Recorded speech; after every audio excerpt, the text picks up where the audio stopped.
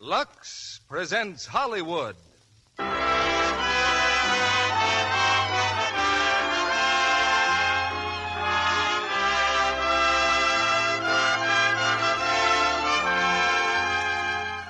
The Lux Radio Theater brings you Loretta Young, William Holden, and David Bruce in Christmas Holiday. Ladies and gentlemen, your guest producer, Mr. William Keighley.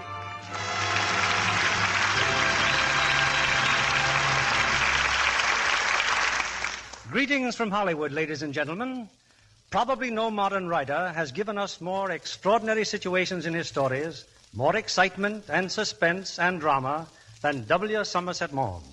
Tonight we bring you Universal's adaptation of his recent novel, Christmas Holiday, the compelling story of a woman whose life is shattered by a tragic crime, who finds herself caught between a hopeless love and a man who tries to free her from its bondage.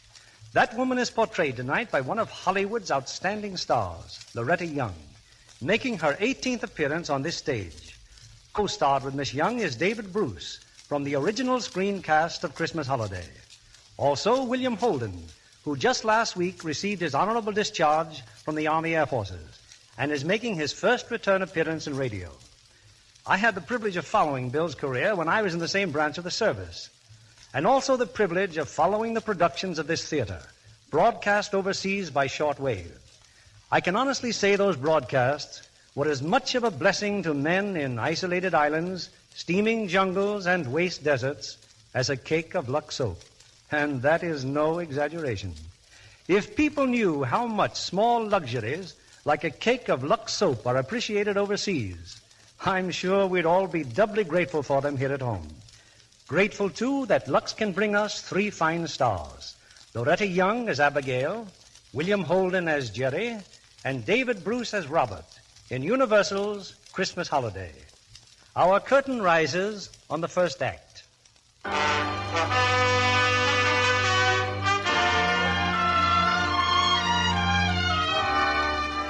December 24th, 1944.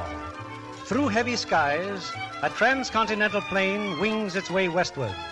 Among the passengers are two young Army officers on holiday furloughs. Jerry will be in Nashville in a few minutes. Why don't you change your mind and get off with me? I thought we weren't going to talk about it. Sorry, but you're my best friend, and we've got to talk about it. That telegram you got in camp. What was it? What did she say? Okay. She got married. She got married yesterday. She wishes me happiness. That's all it said. That's tough, Jerry. Yeah. Gonna use for a wedding ring? Here's one you can have cheap. And you're going on to Frisco just the same? That's right. Why? Suppose you do see her. What good'll that do you? Look, Jerry, get off with me. We could have a terrific time. It's practically Christmas Sorry, Eve. but I'm going. Jerry, forget her. Forget her as fast as you can. Now, you're not going to make a fool out of yourself just because I've already made a fool out of myself. And she's not going to get away with it. Look, No, Jerry... That's all I've got to say. Well, maybe you'll change your mind later. You could always get off at New Orleans. I'll pipe down and lay off. Well, I suppose you know what you're doing. Yeah. I know just what I'm doing.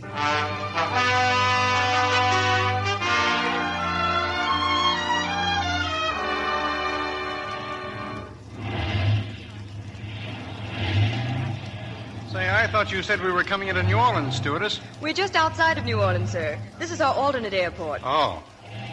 Gosh, some rain. Lieutenant, wake up, Lieutenant. Oh, I guess I must have dozed off. We're making a landing just outside of New Orleans. Nothing wrong, just unfavorable weather ahead. Oh, how long are we laying over? We really don't know, Lieutenant. We're taking all the passengers to a hotel just in case we have to stay here for the night. Watch your step getting off the plane. And Merry Christmas, everyone. Merry Christmas.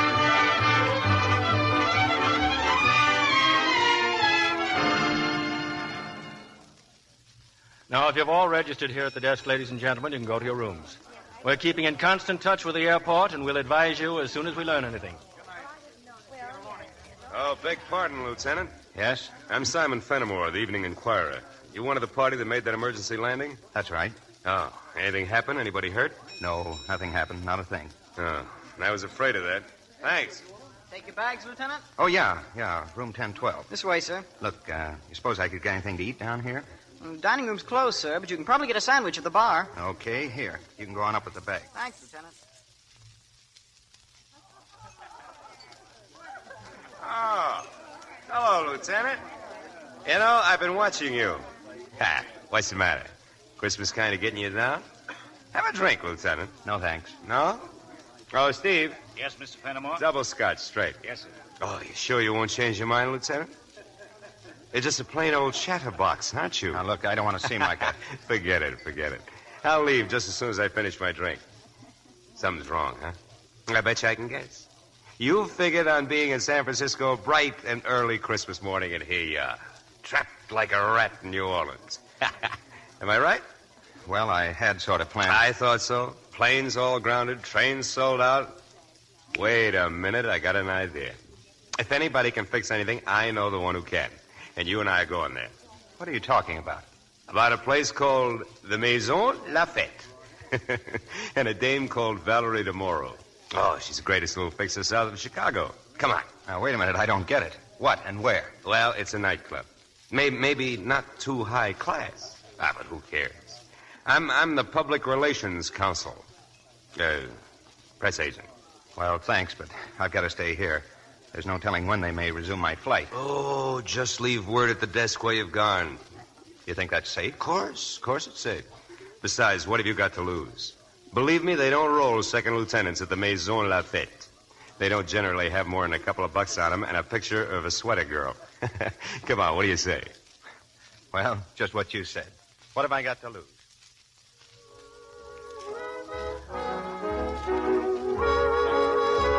Well, here she is, Lieutenant.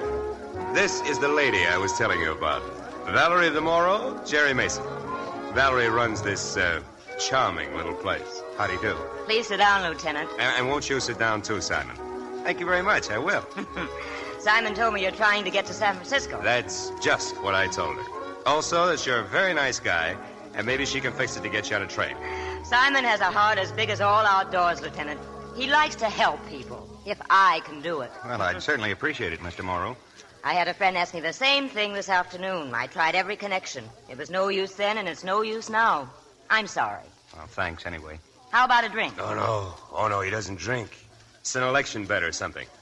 Look, Valerie, do you think you could arrange it so the lieutenant wouldn't be lonely for a minute or two? Like letting him hear the sound of a human voice. Oh, no, really, What about Jackie? Why not? Eddie, Yes, ma'am. see if you can find Jackie. She's probably in her dressing room. Yes, ma'am. Jackie's a singer, kid. She's the so-called star of our so-called entertainment here. Look, now, there's really no need for anything like that. Relax, will you? You give me the willies. It's Christmas Eve.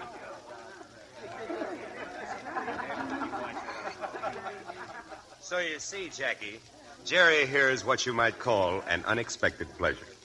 Hello, Lieutenant. How do you do? His plane had to make a forced landing, sort of. Isn't that the way things always happen, Jackie?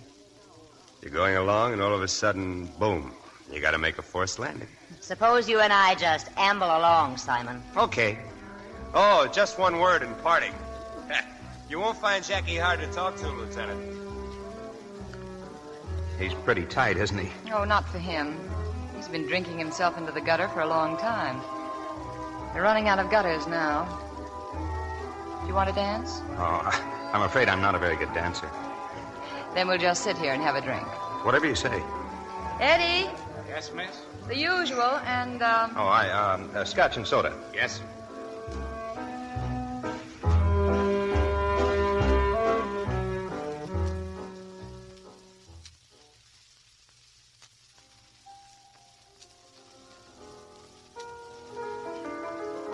Well, having a good time? Oh, hello. Yes, fine. Our friend Mr. Fenimore just passed out, but don't worry, Lieutenant. He had you on his mind. He just written you a note. Here. A note? Well? It just says midnight mass at the St. Louis Cathedral. midnight mass. Well, maybe you know what he means, Lieutenant. I don't. You're going to the cathedral? You're going? Well, I certainly hadn't planned on it. Oh, take me with you, Lieutenant, will you? But I don't think I'm going myself. It would be a big favor, really, it would, and I want to go terribly.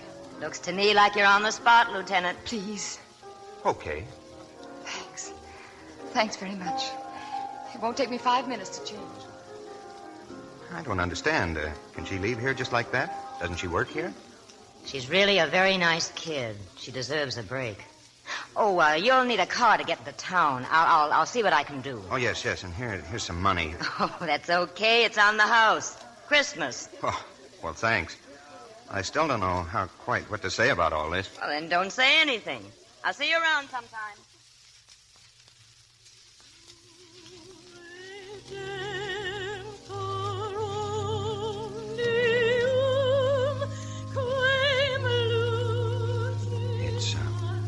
It's beautiful, isn't it? Yes. I never attended a mass before. I never knew what it was like. It's been a long time for me, too. What's the matter? Nothing. But you're crying. Is there anything I can... No, please. Just let me alone.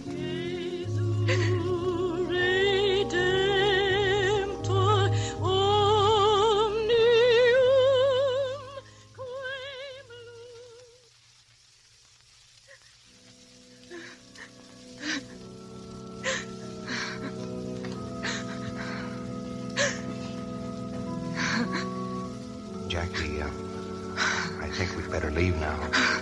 The service is over. Practically all the people are gone. But if you want to stay,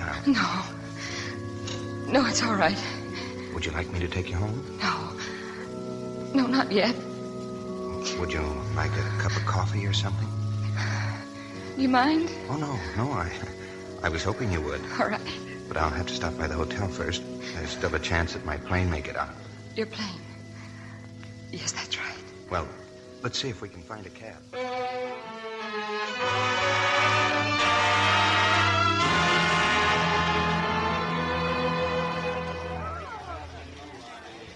Well, Lieutenant, any news? The desk clerk says the airlines are calling back in a little while. There's still a remote chance of leaving tonight.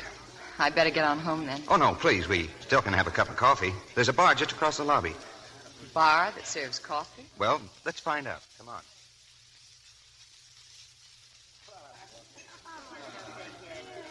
Well, we have one thing to be thankful for.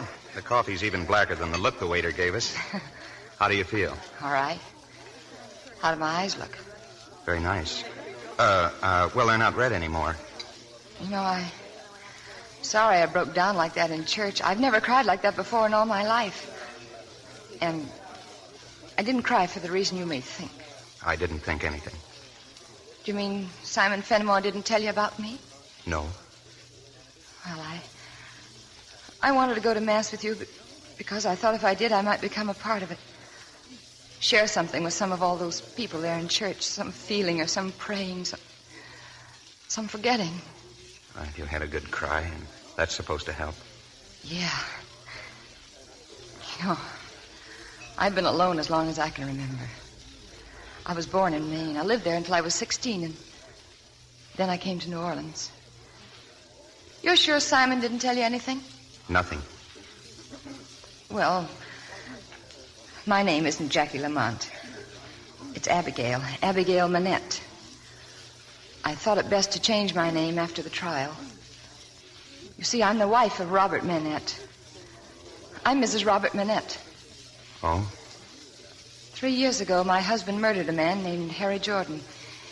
He was convicted and sentenced to death. And then they changed it to life imprisonment. He's in the state prison right now. Look, there's nothing you have to tell me. Really, I want to talk. Really, I want to tell you. Robert and I had been married only about 6 months. I didn't think it was possible to be as happy as we were. Maybe I mean as I was. They wanted me to divorce Robert after he was convicted. They said it was shameful that I should still love him. As if you could stop loving just because it's shameful to love. That night he killed Jordan. He came home very late. I didn't see him until the next morning. He was still sleeping when I went downstairs to the kitchen, and Robert's mother, we were living with her, she was fixing breakfast.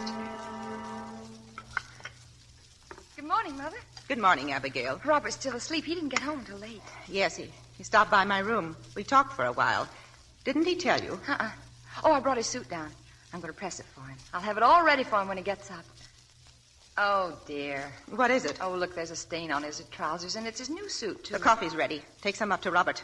It's time he was awake. But, Mother, he always likes to have it here with me. He'll be down in a minute. And... Abigail, take his coffee up to Robert. All right, Mother. Robert is up. Robert will have his coffee with his wife and his mother. Then hurry up, darling. Good morning, Mrs. Manette. Good morning. And good morning to you, Mrs. Manette. May I breakfast in my robe? Sit down, Robert. If you look for your trousers... As I most definitely did. Well, I was just about to press them. Thank you, darling. Well, Mother, where is it? The morning paper. Here. There's nothing in it. Oh. Just 24 pages of blank paper, huh? You know what I mean. There's nothing. Nothing. You're sure? What's this nothing? Nothing what? Oh, you should know Mother by now. She says there's nothing. There's nothing. Sit down, sweetheart. You can press the trousers later. Well, except they'll have to go to the cleaners. There's a big stain, Robert. And, darling, you should be more careful. We're trying to economize, remember? Mother, what are you doing? If this suit has to be cleaned, the pockets have to be empty. You're not to go through my pockets, do you hear? Robert, this money. Where did you get all this money? Robert. You know where I got it. Oh, you promised us you wouldn't gamble. You promised both Except of us. It wasn't gambling. It was a sure thing. Money in the bank. I was going to tell you, but I'll tell you what. You hold on to the money for me, Abigail. If I keep it, it'll just slip through my fingers. But if you keep it... No. Now, look, Mother. I know you mean well. Believe me, I do, but I'm capable of handling my own affairs. Abigail, you'd better go up and do your room. No? But... We can't leave the rooms unmade all day. Please go, Abigail. Yes, Mother?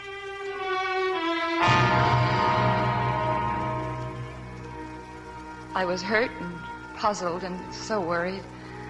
I said nothing to Robert when he came to kiss me goodbye. Nor did I say anything during the afternoon when I saw Mrs. Manette slip into the backyard carrying Robert's suit. She went to the incinerator and threw it in, and stood there until it was consumed. When Robert didn't come home for dinner, I made up my mind to get at the bottom of this mystery at once. Mother. Yes, dear. I've wanted to talk to you all day. I must talk to you. What is it? What's it all about? What's what all about, Abigail? Well, this morning. About there being nothing in the paper. Nothing about what? And Robert's trousers. You burned the suit in the incinerator. Why? I burned his suit? Robert's suit? Yes. Oh, now I know what you're talking about. You remember that old blue velvet dress of mine? Well, I just decided I couldn't stand to look at it another minute. Robert's suit. I could get nothing more out of her. A little while later, we had a visitor, a detective. He asked us to tell Robert to stop by police headquarters. He said it was nothing important. I went to bed, but I couldn't sleep. 1,000 terrible thoughts stabbed through my mind, and then suddenly the bedroom door opened softly. I turned on the lamp. It's kind of late, isn't it? I'm sorry. Robert, are you all right? Where have you been? I'm all right. Why aren't you sleeping? Well, I've been worried about you, Robert. I got tied up. I wish people would stop worrying about me. What is it now? There was a detective here to see you. What did he want? He said you should go to police headquarters tomorrow. Okay, I will. Why? I don't know. Robert, what are you trying to keep from me? It's nothing. But, Robert, please, I want Please, to know. Abigail, it's nothing. If there's anything wrong... Shut up! Shut up and let me alone!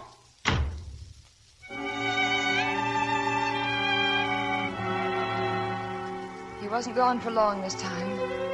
When he came back, he was a different person. Oh, he was so gentle and so sweet.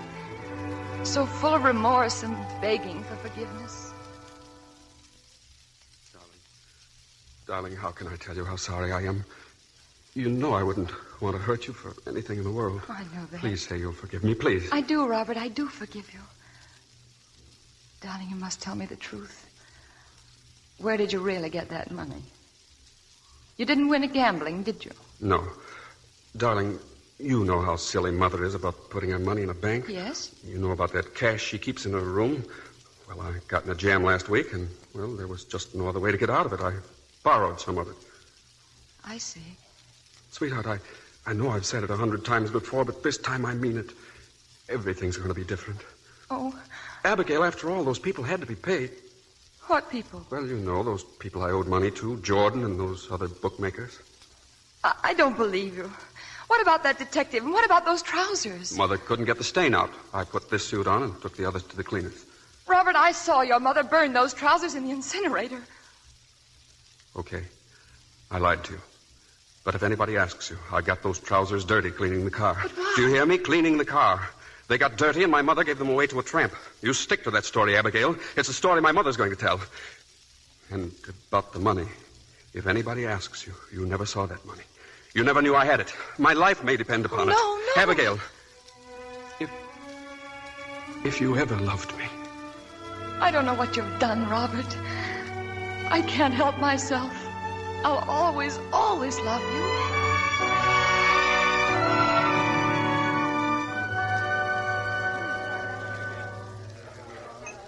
Robert was arrested a couple of days later, and then it came out. He'd had an argument with Jordan about that money he owed him. There'd been a fight, and Robert had taken Jordan's gun away from him and killed him with it. And then he took his money. The charge was first-degree murder. Oh, it must have been awful. Is there anything I can do? No, not a thing. You're a nice person, Lieutenant. Lieutenant Mason. Lieutenant Mason. So that's you, isn't it? Lieutenant Mason. Oh, excuse me a second, please. I'm Lieutenant Mason. About your plane, sir. The desk told me to tell you there'll be no planes out of New Orleans until tomorrow. Tomorrow? Oh, well, thanks. Thanks very much. Well, where were we, Lieutenant? You were saying I was a nice guy. And you are. And it's late, and it's time for me to say goodbye. Where are you going? I don't know. Maybe home. Maybe back to the Maison Lafitte. I'm tired. I'm awful tired. Look, the bellboy just then. My plane's leaving in 30 minutes, so that leaves a perfectly good room going to waste upstairs. Why don't you use it? Are you sure your plane's leaving? I'm sorry, I didn't mean to say that. All right.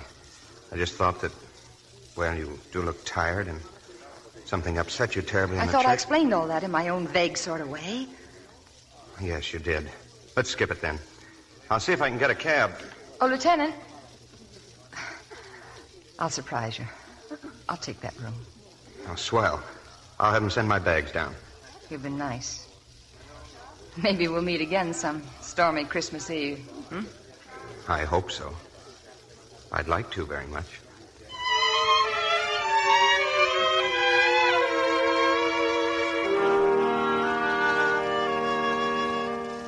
You're not checking out, Lieutenant? No, but I won't be back tonight. I've loaned the room to a friend of mine. But your baggage, sir. Check it down here, can't you? I'll be back in the morning. Well, yes, if you wish. Thanks. You see, Oh, would you care for the morning paper, sir? They just came in. I was just looking at that headline. Manette escapes from state prison. Yes, that Manette fellow.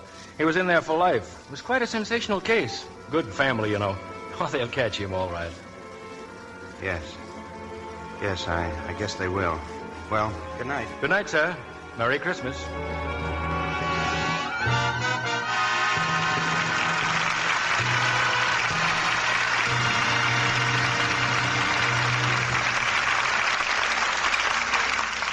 In just a minute, we'll bring you the second act of Christmas Holiday. Right now, I see Libby Collins, our Hollywood reporter. What's new tonight, Libby? Well, it's news when a famous singing star has a brand new type of role in her latest picture, isn't it, Mr. Keeley? Well, that must be Deanna Durbin, if I know my movies. Mm-hmm. The picture is Universal's Lady on a Train, in which Deanna's co-starred with one of our stars of this evening, David Bruce. It's a mystery thriller, and I understand Deanna does a fine job as an amateur lady sleuth. And wait till the women in our audience see the clothes she wears. A wardrobe specially created by 3 of Hollywood's most famous designers. Wouldn't that make even the men sit up and take notice, Mr. Kennedy? Well, Libby, Deanna certainly has the looks and personality to set off a beautiful wardrobe. But it was her close-up shots that gave me the thrill. One of the loveliest complexions in Hollywood. A Lux complexion, Libby. I was waiting for you to mention the fact that Deanna's a Lux girl. She always uses Lux toilet soap. Says it gives her skin real beauty care. Of course, Libby. That's the reason 9 out of 10 lovely Hollywood stars use Lux toilet soap regularly. Active lather facials are so quick and easy that busy women everywhere can depend on them. Here's all you do. Cover your face generously with Lux Soap's creamy lather and work it in thoroughly. Rinse with warm water, then cold, and pat with a soft towel to dry. That's Deanna Durbin's daily complexion care.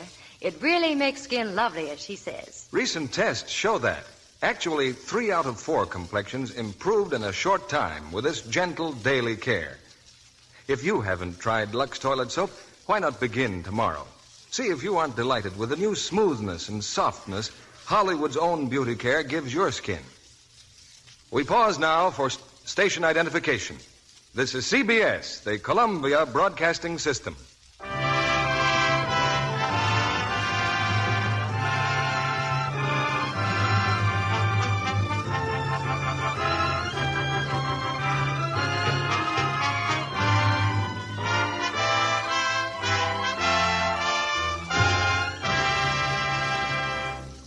Act 2 of Christmas Holiday, starring Loretta Young as Abigail, David Bruce as Robert, and William Holden as Jerry.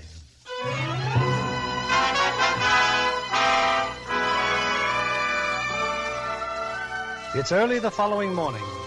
Through the fog and rain, Lieutenant Jerry Mason makes his way back to the hotel. In the deserted lobby, still piled on the desk, is a stack of morning newspapers, their headlines bearing out the war news. And in type not much smaller, the escape of a murderer named Robert Manette. In room 1012, a girl who married Robert Manette is about to check out.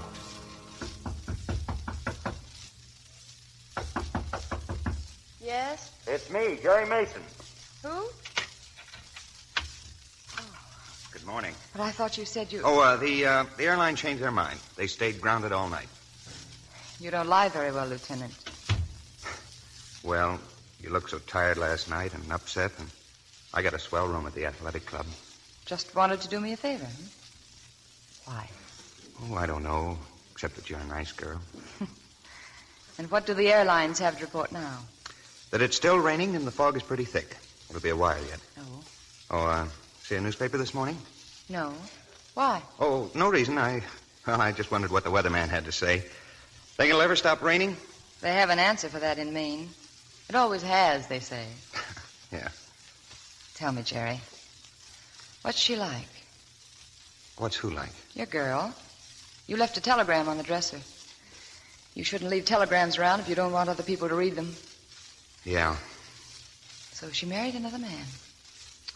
Well, I hope she knows what she was doing, but I doubt it. You don't want to talk about it? Oh, it's something I'll have to take care of myself when I get to San Oh, Francisco. now, look, you don't want to do anything foolish. Have you had any breakfast? No. Any reason why you shouldn't? Tell me, why are you pacing back and forth like that? What is there about doing that makes a man feel better? Oh, I'm sorry. I didn't even realize. That's what he used to do, Robert. I often wonder about it now. Not much room for pacing in a prison cell. Jerry, what's the matter? Nothing at all. I keep talking about him, don't I? I shouldn't. Oh, I wish you would. Oh, come on, let's have breakfast. I'll get my hat and coat. Oh, look. Why not have it up here? I'll phone and have them send it up. Oh, sure, if you'd rather. Do you mind? No, I don't mind, Lieutenant. It'll be fine. More toast, more coffee, and more eggs. How about it? Just coffee? I shouldn't, though. Why not? Well, look what I did last night over a cup of coffee. Practically told you the story of my life. Only part of it. And that isn't right, not to finish. You said you were from Maine. Yes. Was he from there, too? No. No, I came down here looking for a job. I always wanted to live in New Orleans. How did you meet him? At a concert. Oh? I had a seat in the gallery. The concert finished, and I was trying to get out, and he was just sitting there, looking at the stage, just as if the orchestra was still playing. I beg your pardon. Oh, excuse me. Yes, I just didn't realize it was over. Oh. It was wonderful, wasn't it? Yes. Now, if you don't mind, sometimes when a concert's over, I get the feeling that I've left myself for a long time. Of course, you wouldn't know it, but that's the greatest thing that could happen to me. I'm the most wonderful person in the world to leave. And that's what you'd like to do right now, isn't it? Leave me.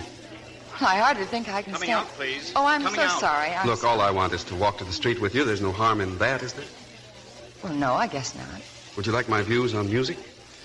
When I listen to good music, I feel that there's nothing that man is capable of doing that I can't do. Then it stops and it's all over. Oh, I don't think that. I think music adds something to your life. It wasn't there before. And that it stays with you always. Yeah, I'd like that. You think you could teach me? Frankly, no. Well, look, I'm sorry. I should have told you about me. I just go along talking to everybody I meet that I like. And then after a minute, I say something silly, and that's that. Thanks for the minute. Goodbye. You come here often? No. Why not? Look, There's an all-Beethoven program next Sunday. If you'd meet me out here in front, I know a fellow who handles the publicity, and he generally gets me a couple of passes. How about it? Maybe. I don't know. It's at 2 o'clock. I'll be out in front 10 minutes to 2. If you're there, well, that'll be fine. I'll see. Goodbye. Goodbye. And please, I didn't mean to be... Well, never mind. Goodbye. Yes, Lieutenant, you guessed it. I was there at 10 minutes of 2. After the concert, we went to dinner. The most expensive place in town. That's the way he was. He was always like that.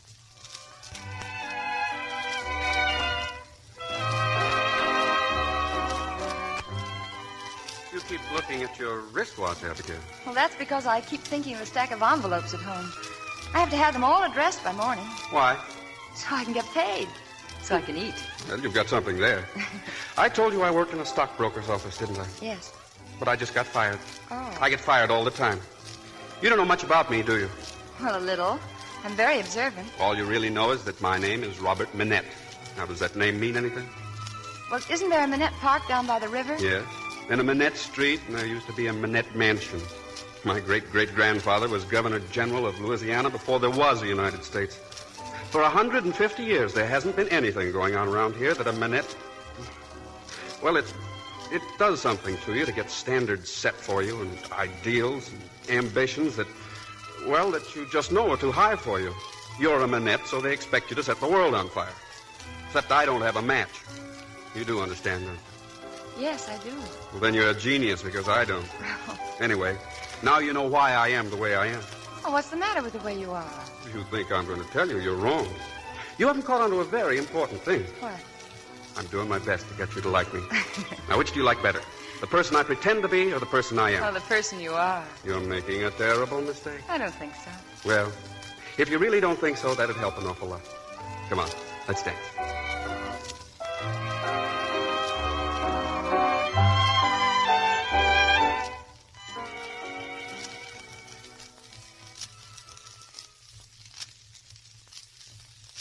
I saw a great deal of Robert during the next few weeks.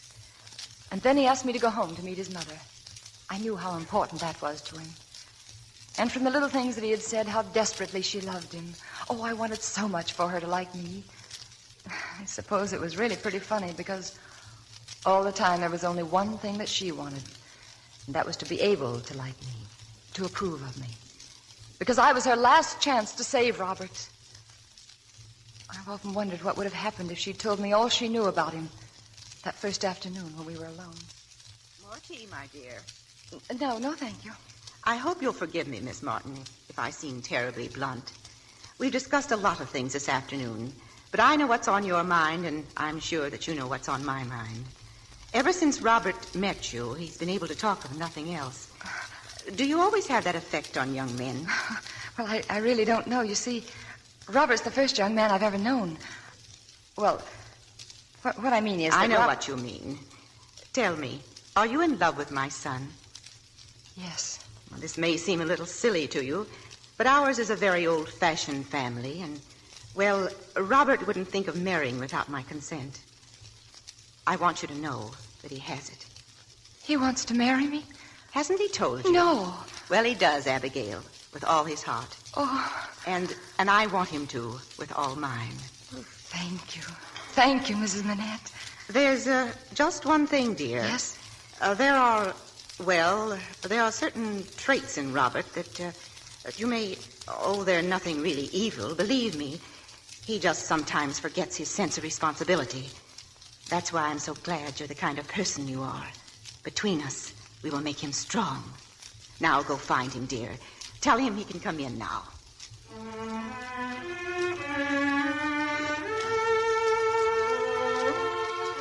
Later, when we were alone, Robert said he wanted to take me someplace. It was very important that we go. Cafe, he said. Not a shabby place, just a cafe. He often talked in silly little riddles like that. I just laughed and went with him. Have a good look, Abigail. This is the den of iniquity I used to spend so much of my time in. I see. You know, your mother warned me about you, Robert. Oh, I can tell you much worse things about me than she can. You see, I know more about the subject. Abigail, do you think there's any hope for me? Well, maybe. Robert, what is this place? Hangout, gamblers, bookmakers. Why do they have to make it so uncomfortable for themselves? It's so full of smoke. Oh, it's a law. Don't ask me why, but it's a law. I came here to look it all in the face and say goodbye. Do you believe me? Yes, of course I believe you, darling. Look, up there at the bar, that big fella. Yeah? That's Harry Jordan. Who? Jordan. He's probably the biggest bookmaker in town. I've seen him lose as much as $30,000 in... I guess I do get a little too excited over something that doesn't mean anything to me anymore. Well. Mr. Robert Manette, in person. Oh, hello, Simon. You know, you haven't been honoring us with your presence lately. Oh, but now that you're back, all is forgiven. Isn't that right, Miss Martin, Mr. Fenimore. Oh, how do you do? Yeah, they tell me our friends the bookies are arranging one of those sucker traps at the racetrack tomorrow. You know anything about it? No. Oh, if a fellow was sure he could clean it up. But that's the trouble with these dirty crooks. You never know when they're on the level with their crookedness. Isn't that right, Miss Martin? I don't know what you're talking about. Why don't you ask Robert? I don't think I know anybody who can explain things more clearly to a beautiful girl than Robert. Why don't you just get along, Simon? Yeah, I've got to go to the paper anyway. Got a lot of good stories to write. Fire of mysterious origin. Bad boy meets good girl.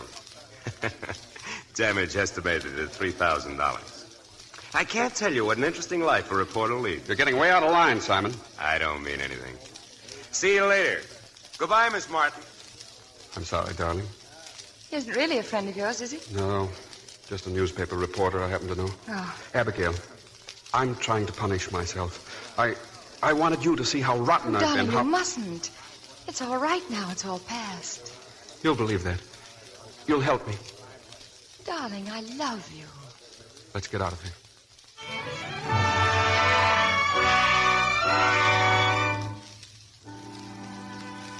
We were married on Christmas Day. Mrs. Manette wanted us to live with her, and it had never really entered our minds to do otherwise. She was completely happy, and so was I. And then, overnight, everything changed. Robert was arrested for the murder of Harry Jordan. Mrs. Manette still had the money she'd found in Robert's trousers. One morning while she was out, 2 detectives came to the house. When Mrs. Manette returned... What happened, Abigail? Did they find the money? What happened? Nothing. They didn't find anything. Oh, thank goodness. I saw their car here. I kept walking around the block until they left. They didn't find the money, Mother, because I did. What do you mean? Sewed into the lining of the draperies. I had to hide it, Abigail. Robert must have a good lawyer. Lawyers cost money. Well, I destroyed the money. I burned it. Oh, no. We could never use that money, Mother. Abigail, I swear to you by all my love for Robert and for you that he did not kill Harry Jordan. You know and I know, Mother, that he did. Are you going to turn against him, too? From the day you married him, you closed your eyes to what it was all about, to what he was all about, selfishly, just so you could be happy. He needed your strength, not your love. That's why I let you marry him. And all you gave him back was his own weakness. But, Mother, I didn't know. There was no way for me to know. You were blind because you wanted to be. It might have hurt you to know that Robert is what he is. Oh, no. If you had been willing to be hurt for his sake, you could have saved him. I love Robert. No, it's I who love him.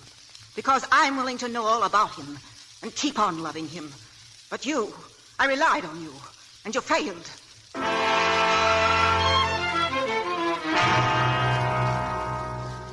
The trial was short. Robert had confessed.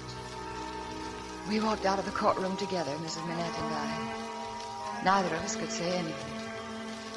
But outside, on the steps of the courthouse, suddenly she whirled and faced me. You killed him! You killed him! You killed him! Well, that was about a year ago, Lieutenant. She left here and went to New York. Housekeeper for some wealthy family. And what happened? It didn't make you feel different about him? About Robert? No. No, for a while I'd visit him in prison as often as I could, but then... Oh, excuse me. Hello? We have some good news for you, Lieutenant. All planes are resuming schedule at midnight. Not until midnight? I'm afraid not, sir. There'll be a limousine leaving here for the airport at 11:30. Okay, thanks very much. Well, looks like I'll be on my way tonight. It's funny, it stopped raining and I didn't even notice. Shows what an interesting talker I am. Well, I'll run along now. It's been nice meeting you, Jerry. It's even nicer of you to listen to me. Good luck. Thank you. I guess I should say Merry Christmas. Except it isn't, is it? Oh, sure. And thanks for the use of your room. Goodbye. Goodbye.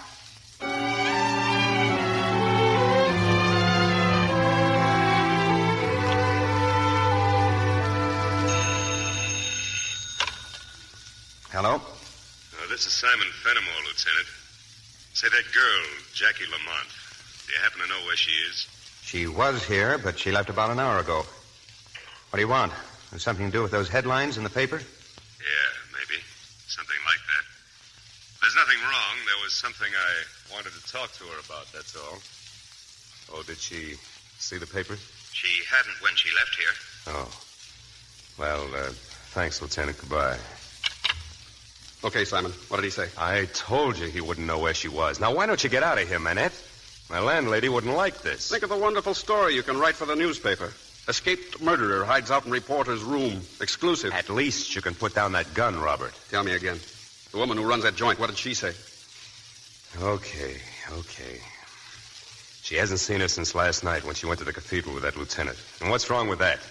What size suit do you wear? Look, Robert, the cops are looking for you all over town. And I want to shave, Simon. I want to look pretty when I see my wife again. Clean and pretty. You can understand that, Simon, can't you? Yeah, I understand. Well, I'll get on downtown. Help yourself to whatever you want. No, Simon. I'm staying here till it's dark. And you're staying with me. I went to a lot of trouble to see my wife. My wife who gets a job in a place like the Maison Lafitte while I'm in prison. I've got things to talk over with her. You can understand that, too, can't you? What are you going to do? Just straighten out my family life, that's all. What time does she go to work at that place, the Maison Lafitte? Oh, I guess about 9 o'clock. That's fine, Simon. And that's where we'll be tonight, you and I. 9 o'clock at the Maison Lafitte.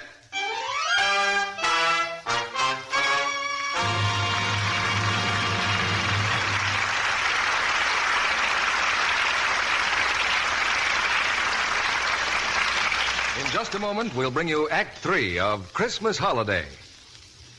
Was there ever a girl in love who didn't sometime or other ask this question? Come on and tell me, Jim. What was it made you fall in love with me? And 9 times out of 10, the answer goes something like this. Gosh, honey, I don't know exactly. Something about you, that's all. You're so sweet. You see, it's often hard for a man to put into words the way he feels about the girl he loves. But when he says she's sweet, it's pretty sure to mean one thing. It means she has the all-important feminine charm that women call daintiness. Men just know it makes a girl nice to be close to. Here's what a famous screen star, Maria Montez, says. Without perfect daintiness, no other charm counts. And she gives you a tip. It's so easy to make daintiness sure. A daily Lux Soap Beauty Bath does the trick. The creamy, fragrant lather leaves skin really fresh and sweet. Yes, charming women everywhere have discovered that their complexion soap, Lux Toilet Soap, makes a delightful bath soap, too. They love the luxury of this satin-smooth cake, the delicate clinging fragrance it leaves on the skin. They love the way it lathers, even in hard water. Yet Lux Toilet Soap is thrifty, too. Each cake can be used to the last thin sliver.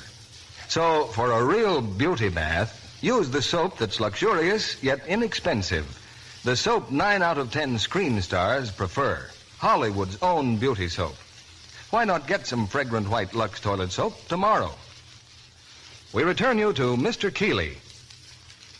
Act 3 of Christmas Holiday, starring Loretta Young as Abigail, William Holden as Jerry, and David Bruce as Robert.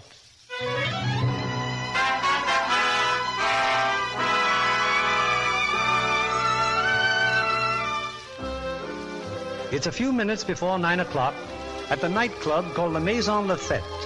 The crowd tonight is unusually large, perhaps because of the holidays, perhaps because the wife of an escaped murderer is billed as the star entertainer. Among the crowd is Jerry Mason.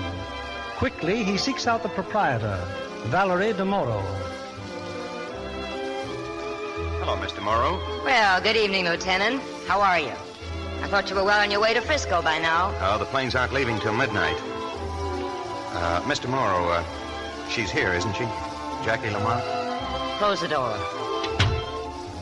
Yes, she's here, Lieutenant. She's getting ready to do a number. You heard about her husband? Yes. How is she? Wouldn't you know? She's waiting for him. I thought if I came out here, maybe I could help. I don't know how quite I Well, could you help. might. You don't think there's a chance that Manette would risk coming out here, do you? Well, you never can tell. But just in case, they've got detectives all over the place. Yeah, I saw one when I got out of the cab. I hope they catch him soon. You don't really know Jackie, Lieutenant. I think I do. I like that crazy kid. I like that one-man look in her eyes. I only wish he were a different kind of guy. When she came here tonight, I told her to go on home, but she wouldn't go. She wants to do a job. But what about you? If your plane's going to leave, what are you doing out here? Cab's waiting. It'll take me direct to the airport. Oh, be in Frisco in the morning, huh? I'm not going. I've changed my mind. Oh? No. You see, I've learned 100 years' worth of life in the past 24 hours. I found out that you just don't do things because people have done the same things the same way. The important thing is being honest with yourself. Whatever you feel, whatever you are. That's why I said I think I know Jackie better than you think I do. Or maybe I mean I know Abigail. You're all right, Lieutenant. Well, that's her number. I think we'd better get out there, huh? Coming, Lieutenant? Oh, yes, I'd like to watch it. Things you plan, need a helping hand, I will understand always.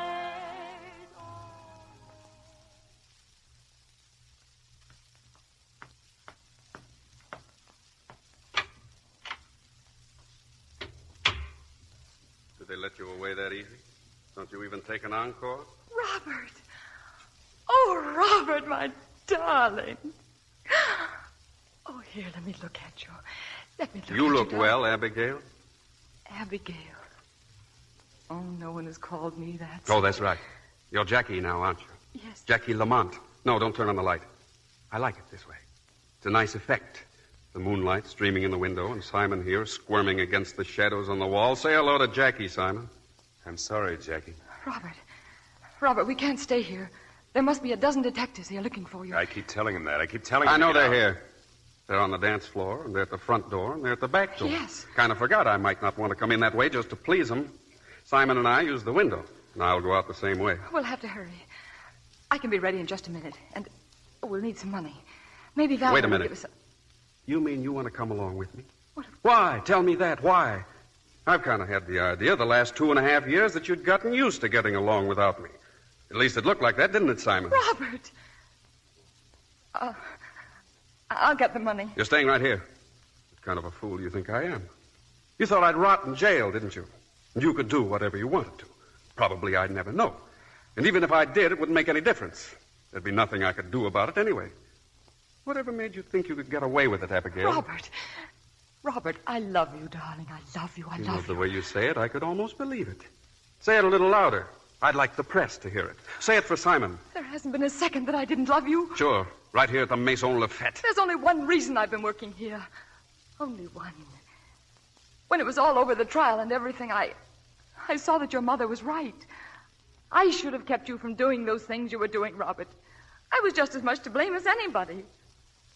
I can still hear them call you guilty. Guilty, guilty. I knew it was meant for me, too, and I wanted to die. But you were in prison, Robert, and you were alive. That's why I had to live like you and to suffer like you. People that I've met here had nothing but contempt for me. And that's what I wanted, was contempt and degradation. And now, darling, now do you know? This is my prison, Robert. But I'm not as strong as you are. I can't break out without you. I need you, darling.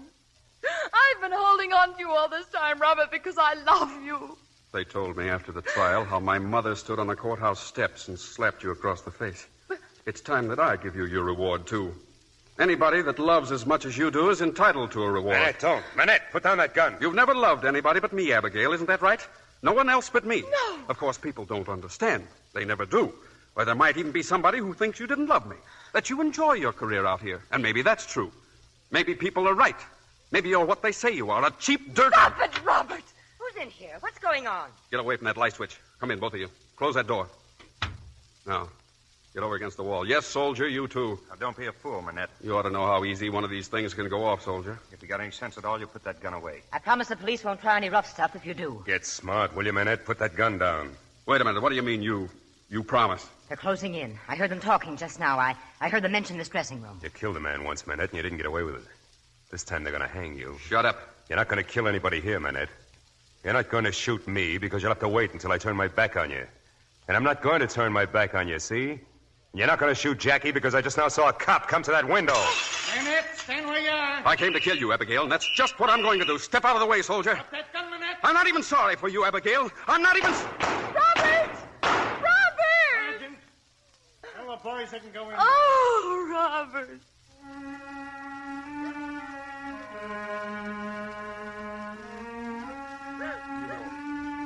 You know, I never saw you cry before. Not once. Oh, Robert. Robert. You can let go now, Abigail. No. You can let go now. No, darling, no. Robert. You heard what he said, Abigail. You can let go now.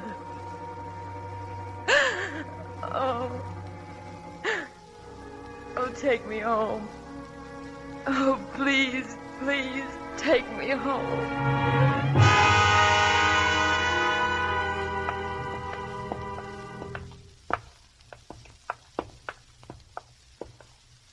Well, this is it.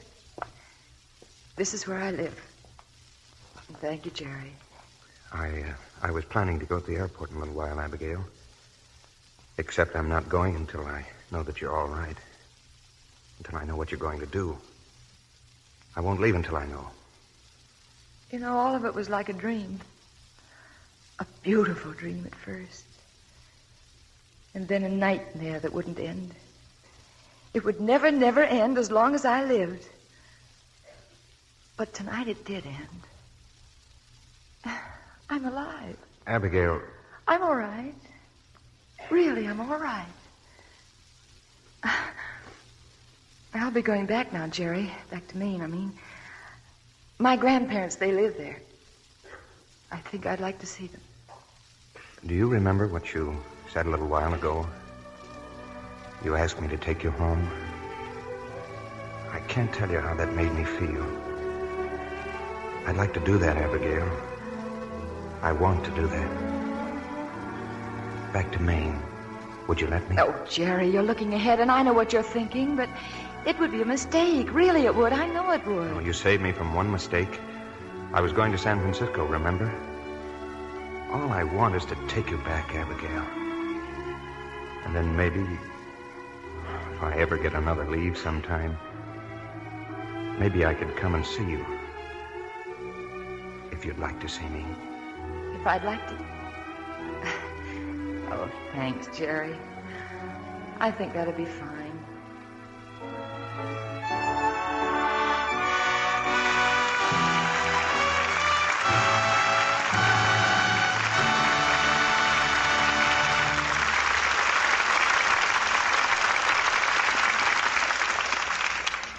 Now that we've had our Christmas holiday 3 months ahead of time, I think you'll all agree that every minute of it was a great experience. Thanks to Loretta Young and 2 ex-servicemen we're proud to welcome to this theater, David Bruce and William Holden. Oh, how about yourself, Bill? Last time I saw you, you were in uniform, too, and with eagles on your shoulders. Well, Loretta, with your husband in the service, that makes this performance strictly GI. Right, boys? Yes, sir. Yes, sir. Oh, come, fellas, let's demobilize. You can treat the colonel like a human being now. He's just a producer. Quiet, Loretta. Here in Hollywood, you don't refer to a producer as just a producer. Or as a human being. Now, seriously, Bill, you must be glad to be making feature pictures with established stars again. I am, David. But I feel that I've directed some of the biggest stars in the world these last few years. Biggest stars in the world? The men of the Army Air Forces. Pilots, gunners, bombardiers, and ground crews. Men who have just completed the greatest performance in history. Oh, I think we'll all agree with you there, Bill. I missed meeting you in person in the Air Force, Colonel, but I saw your picture target for today, and it was really great. Were your Air Force pictures strictly for instruction purposes? That's right. We made pictures covering every detail of our activities, from taking off a bomber to coming out of a dive. Coming out of a dive, don't you just sneak out the back way? Tell us, Bill, do you think that motion pictures will be used for education in civilian schools from now on? I think they can be, and in many cases should be. Oh? They did wonders in the service. I think I could stand to go back to school again and brush up on my 3 G's. Don't you mean your 3 R's? No, 3 G's. Grable, Garble, and Garson. You know, I'd sort of like to brush up on the Old West with Loretta Young. The Old West with Loretta Young? Yes, if the professor will give a showing of Along Came Jones. Oh, you mean her current Gary Cooper picture? Yes, but I wasn't thinking about Gary Cooper. Just Loretta. You mean you're falling for that Lux complexion, David? And he's not alone in that, Bill. Well, thank you, kind people. And I'm not alone in using Lux soap, either. Most of the people I know depend on it. It's a wonderful complexion care. And in return for those kind words, Loretta, Lux has a special treat for all of you next Monday night when we take you to colorful Hawaii for Universal Sparkling Comedy, It's a Date. Our stars are Brian Ahern as the wealthy bachelor trapped by love, Diana Lynn as the young, ambitious actress training for her first big role, and Gail Sundergaard as the mother who finds herself in the center of a mix-up fit to end all mix-ups. Who gets who and who gets what? Well, you'll hear the surprising answer next week. It's a date for Monday night, Bill. And thanks a million. Good night, sir. Good night, and our thanks to all of you.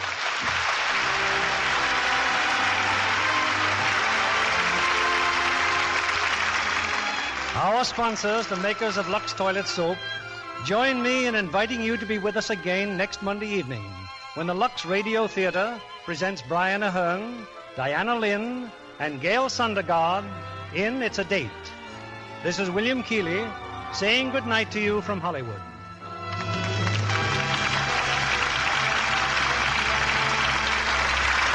Every loyal American is interested in speeding our return to normal, overcoming shortages, and supplying Americans both here and overseas with things they need.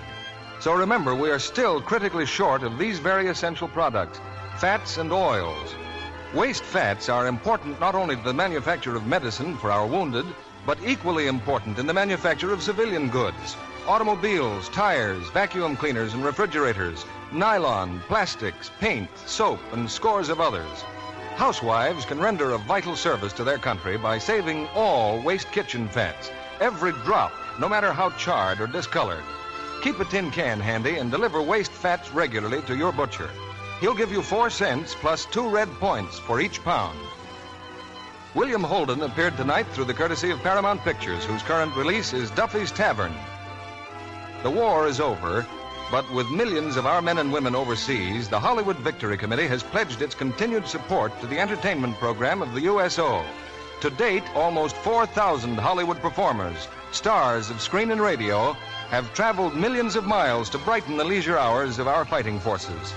With the support of the entire motion picture industry, they'll continue to visit our occupation forces, just as they are currently entertaining wounded servicemen in hospitals and convalescent homes throughout America. This program of the Lux Radio Theater will be broadcast to our men and women overseas through cooperation with the Armed Forces Radio Service. Our music was directed by Louis Silvers. This is your announcer, John Milton Kennedy, reminding you to tune in again next Monday night to hear It's a Date with Brian Ahern, Diana Lynn, and Gail Sundergaard. 3 little words when you bake and fry mean surefire results. Rely on Spry. Rely on Spry for light, full-flavored cakes, tender nut-sweet pastry, crisp-coated, digestible fried food. You can say that again. Rely on Spry. Pure, all-vegetable shortening at its creamy best. S-P-R-Y. Be sure to listen in next Monday night to the Lux Radio Theater presentation of It's a Date with Brian Ahern, Diana Lynn, and Gail Sundergaard. This is CBS, the Columbia Broadcasting System.